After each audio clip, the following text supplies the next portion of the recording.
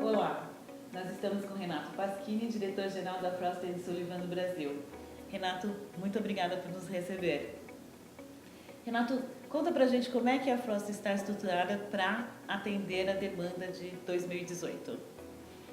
Bom, obrigado, Jaqueline. É um prazer falar com você. A gente atende clientes de telecomunicações, que são as grandes operadoras, os vendors, né, que trabalham com essas operadoras, os players de tecnologia e serviços de outsourcing, a parte de BPO, Contact Center, e a parte de comunicações unificadas, né? Então eu tenho esse outro chapéu também para a América Latina. E a gente tem outras 3 áreas aqui localmente que estão trabalhando com os clientes das suas distintas verticais, que é a área de saúde, e a gente cobre hospitais, laboratórios e a indústria farmacêutica.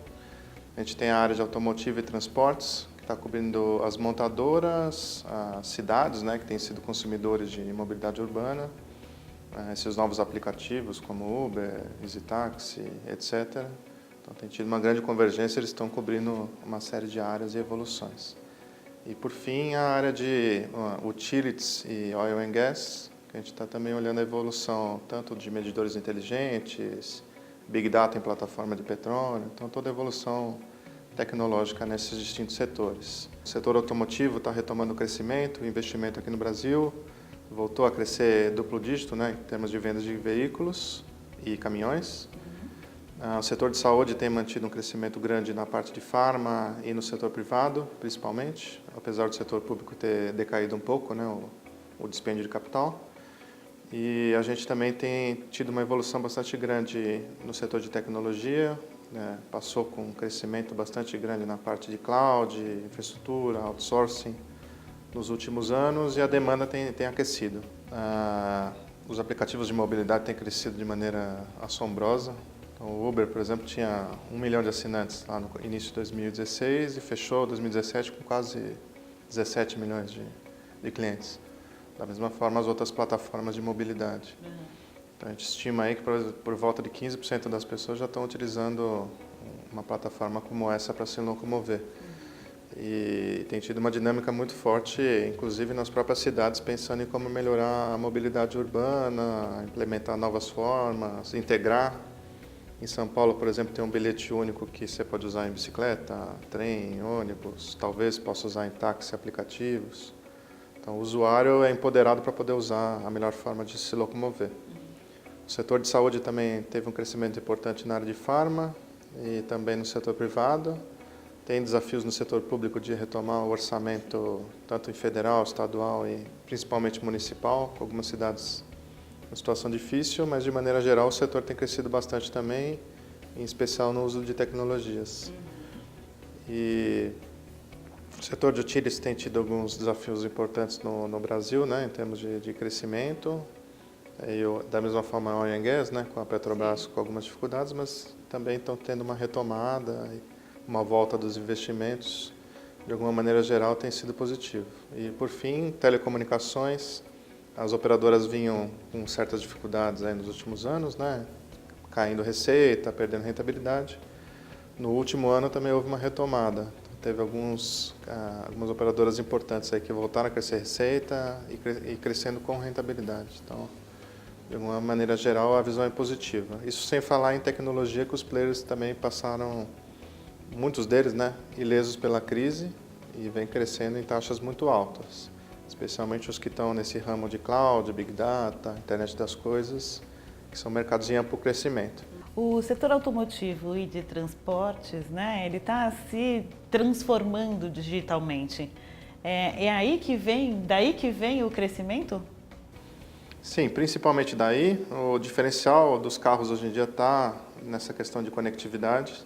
Então você vê todos os carros, desde os mais básicos, já com alguma central, multimídia, integração com as principais plataformas, Apple e Android. Mas isso é só o começo, a gente chama que é a ponta do iceberg. Sim. Então, carros conectados para a gente vai muito além, muito mais questão do gerenciamento desse veículo, utilização de Big Data pela montadora para saber dados de uso do carro, fazer relacionamento com o cliente, fazer manutenção preventiva, indicar exatamente o momento que é necessário ir para assistência técnica. Então isso tem começado a evoluir e a própria oferta de serviço pela montadora.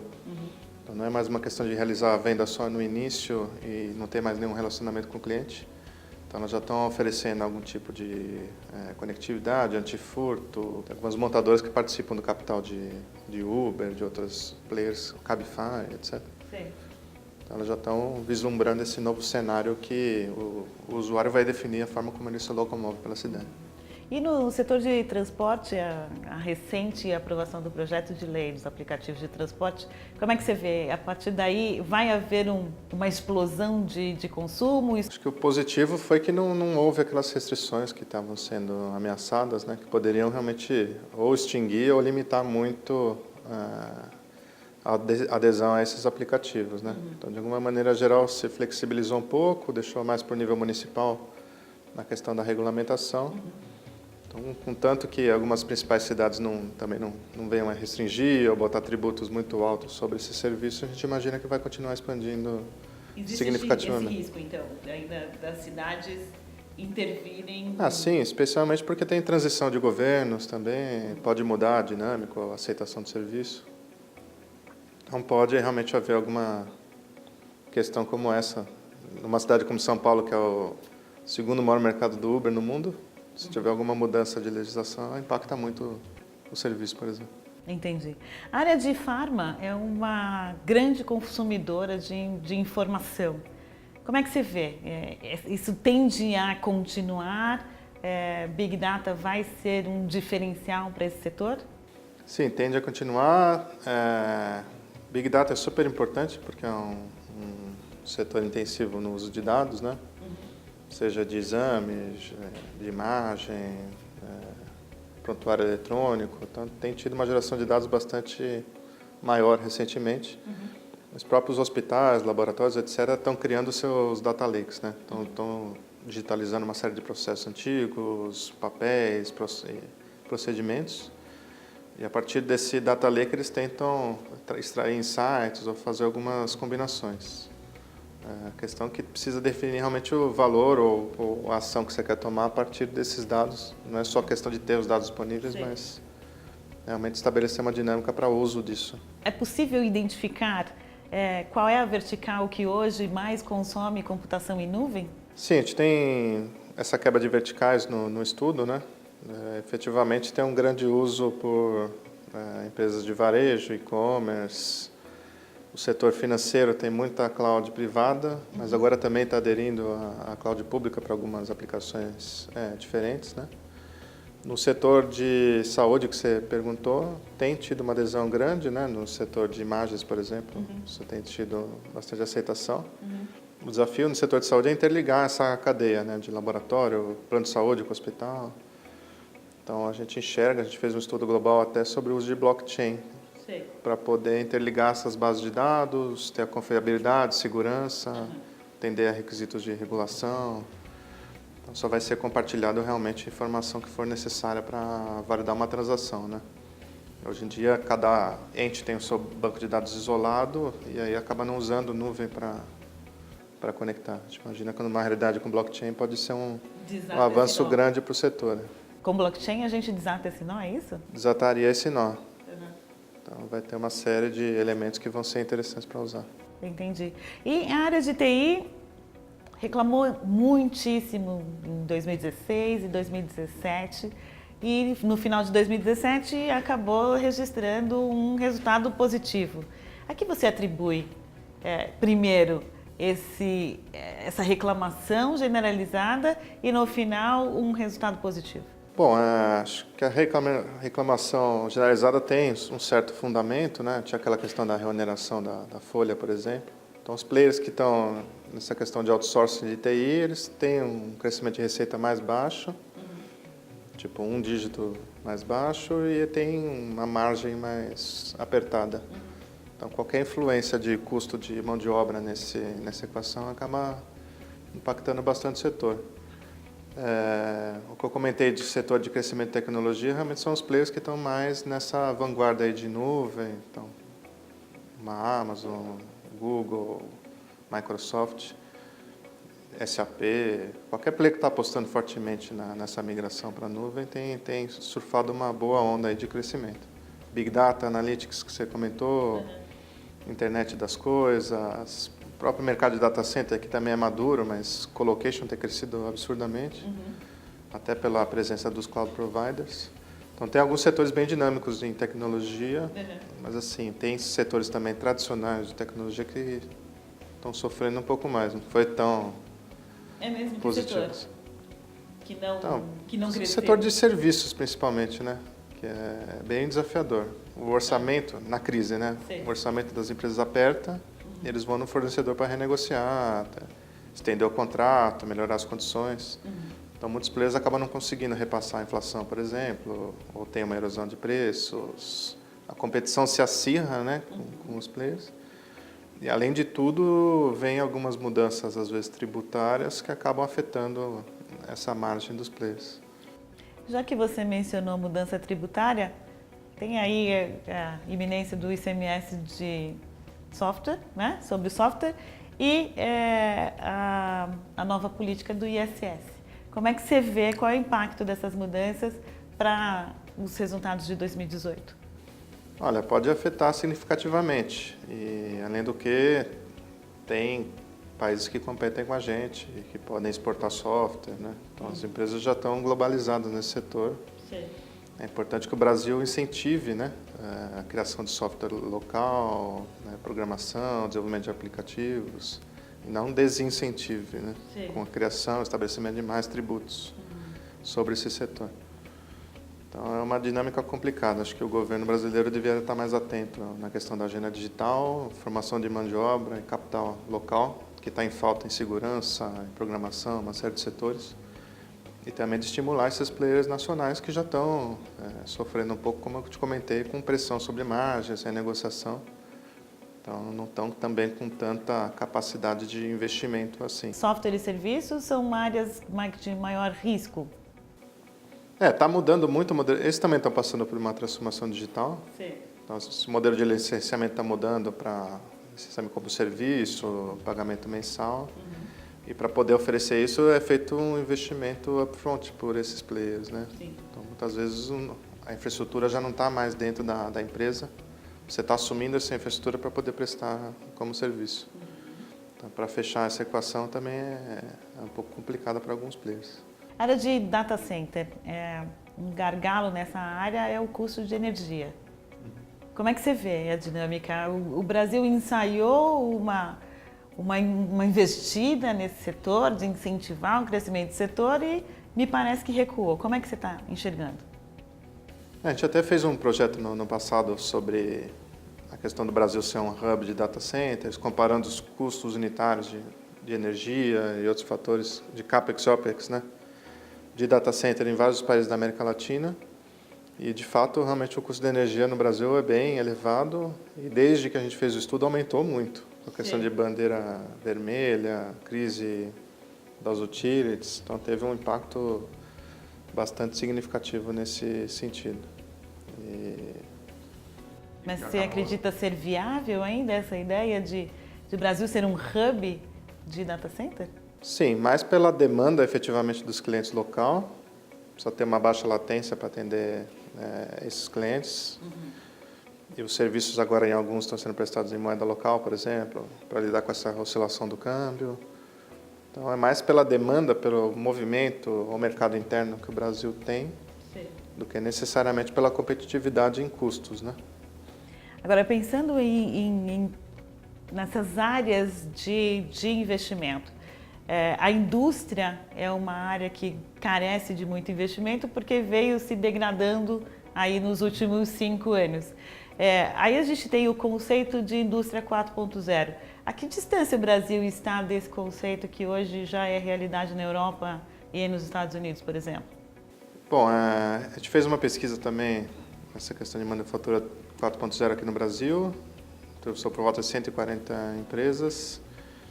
E, bom, tem alguns players já avançados, tem montadoras como a Fiat que tem uma planta já com toda essa realidade, robótica, IoT, etc. Mas não necessariamente a cadeia de suprimento já está nessa era, né? Então, realmente eles tiveram desafios muito grandes aí de orçamento, redução de demanda, tiveram que otimizar. Então, o foco foi muito na questão de otimização de custo, produtividade, melhoria de processos, nesses últimos 2, 3 anos. E agora que a indústria está retomando um pouco o crescimento, né? Já voltando para melhores patamares, a gente espera que tenha um investimento maior em tecnologia. E até para poder se integrar, se consolidar como fornecedor dessas grandes empresas. Então, os players nacionais já estão começando a se mexer, mas mais em esferas que geram alguns benefícios de custo, tipo eficiência energética. É uma grande área de investimento hoje. E não é só botar a lâmpada LED, né? Realmente é medir o consumo dos equipamentos, fazer os ajustes para poder melhorar, fazer conta do quanto vale colocar um novo equipamento versus manter o antigo. Então já está caminhando nesse sentido, ou mesmo painéis fotorreceptores, né? Para poder usar o sol como fonte de energia. A gente identificou uma série de avanços em várias empresas, mas assim, são poucas as que estão já nessa era, né? Tem muito a caminhar, especialmente na integração de cadeia. Como é que você vê o desenvolvimento do setor de telecomunicações? Você mencionou que as operadoras voltaram a crescer, mas ainda tem uma lição de casa extensa a ser feita. Você acha que essa lição de casa começa a ser feita em 2018 e aí tem um ramp-up? Olha, tem players de data center que estão investindo na própria infraestrutura de telecomunicações também, como a Ascent, por exemplo, que faz a conexão de fibra entre os data centers, com clientes finais. E tem outras empresas também que têm data center e empresas de telecom em conjunto. Acaba ajudando nesse time to market, de conectar o circuito. Às vezes o tempo de ativação é alto, né? Sim. Mas de maneira geral tem evoluído bem a questão de cobertura de fibra ótica. Grandes players estão apostando em cobrir principalmente as capitais, né? Então não estão mais restritas somente à sua área de concessão original de telefonia fixa, mas estão colocando anéis óticos nos principais centros ou onde tem a demanda. Acho que o principal desafio é chegar a essa infraestrutura nas menores cidades, onde não tem realmente uma demanda tão consolidada. E aí tem que ter alguma política de incentivo ou compartilhamento de infraestrutura, swap de fibra entre as operadoras. Acho que está tudo sendo discutido, né? Mas a questão de execução é importante nesse cenário. A gente tem o país sinalizando que está saindo da crise, empresas que viveram problemas sérios, né? Necessidade de investimento em infraestrutura e uma avalanche de novas tecnologias. Como é que as empresas usuárias definem prioridade nesse cenário? Olha, é uma boa pergunta, né? Assim, a prioridade que a gente tinha visto quando a gente olha a transformação digital estava muito centrada na questão operacional, melhoria de eficiências, etc., como eu te comentei, nesse período de crise. E a gente fez uma pesquisa com 500 decisores de tecnologia que indica que nos próximos 2, 3 anos essa prioridade vai mudando gradualmente para experiência do cliente, gestão desse relacionamento, melhorar o aplicativo, né? Toda a interação com esse cliente e fazer o Big Data um uso melhor para esse Customer Experience, marketing, vendas, etc. Então está mudando um pouquinho da dinâmica de visão de transformação digital para uma realidade que está mais nos Estados Unidos.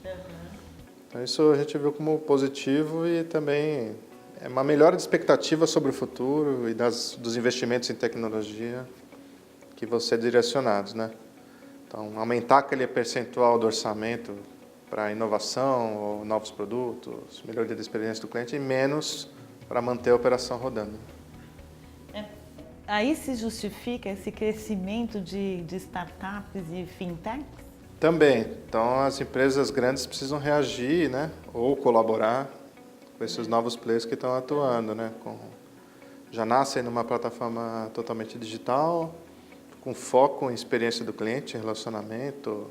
Tem ratings, por exemplo, para poder desqualificar quem está na plataforma e não está operando corretamente. Tem vantagens em custo por não ter um back-office tão grande. Então, já nasce com todas as eficiências e focado na experiência do cliente. E os players grandes vão ter que se mover para atuar nessa realidade de olhar Customer Experience, centralidade no cliente. São alguns chavões aí de mercado, mas que fazem todo sentido, né? Renato, muito obrigada pela entrevista, obrigada pelo seu tempo. Eu que agradeço. Nós conversamos com Renato Pasquini, diretor-geral da Frost & Sullivan no Brasil.